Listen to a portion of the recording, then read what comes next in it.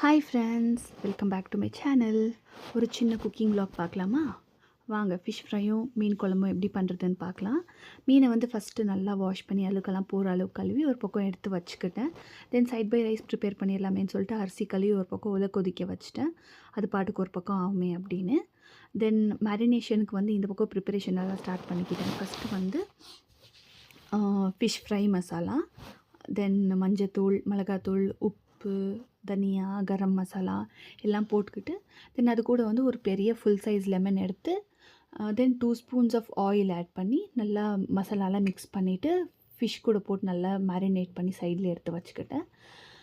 தென் அது ஆனதுக்கப்புறம் சைடில் வந்து ஃபிஷ் கறிக்கும் ஸ்டார்ட் பண்ணிடலாமே அப்படின்னு சொல்லிட்டு ஃபிஷ் கறிக்கு கொரியாண்டர் லீவ்ஸ், ஒரு பெரிய சைஸ் தக்காளி 2, தென் அதுக்கு வந்து தேங்காய் தேவைப்படும். ஸோ தேங்காய் எடுக்கிறதுக்கு வந்து எனக்கு கஷ்டமாக இருந்துச்சுன்னு சொல்லி ஹஸ்பண்ட் வந்து சைடில் ஹெல்ப் பண்ணி தேங்காய் எடுத்து கொடுத்தாங்க. ஸோ அதையும் நல்லா வாஷ் பண்ணி மிக்சர் ஜாரில் போட்டு மிக்சியில் கிரைண்ட் பண்ணி எடுத்து செப்பரேட்டாக வச்சுக்கிட்டேன் நான். தென் தேவைப்படுற ஒரு 2 பெரிய சைஸ் ஆனியன் எடுத்துகிட்டு அது கூட கார்லிக் அண்ட் ஒரு 2 to 3 க்ரீன் சில்லிஸ் கட் பண்ணி வச்சுக்கிட்டேன். தென் ஃபிஷ் கறிக்கு ரொம்ப மேண்டேட்ரி வந்து புளி இல்லையா? ஸோ பெரிய லெமன் சைஸ் புளி வந்து கட் பண்ணி தண்ணியில் போட்டு ஊற வச்சு செப்பரேட்டாக வச்சுக்கிட்டேன். தென் ரெண்டுமே ப்ரிப்பரேஷன் ஸ்டார்ட் பண்ணிட்டேன்.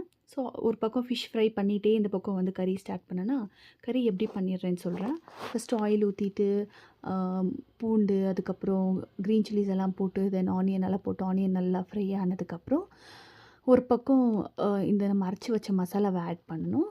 அதை ஆட் பண்ணதுக்கப்புறம் நல்லா கொதித்து வரும்போது அதில் வந்து ஃபிஷ் கறி மசாலா ஆட் பண்ணிடணும்.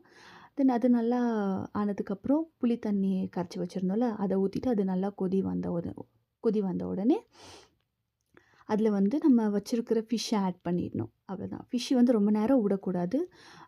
ஃபிஷ் போட்டு என்னென்ன தேவைப்படுற அளவுக்கு உப்பு போட்டு ஒரு 2 to 3 மினிட்ஸ் இல்லை 5 மினிட்ஸ் கொதிச்சா போதும். அவ்வளோதான் ஃப்ரெண்ட்ஸ். அது பண்ணிவிட்டு நாங்கள் நல்லபடியாக டின்னர் முடிச்சுட்டு அன்றைக்கி தூங்கிட்டோம் ஃப்ரெண்ட்ஸ். அவ்வளோதான். பாய்.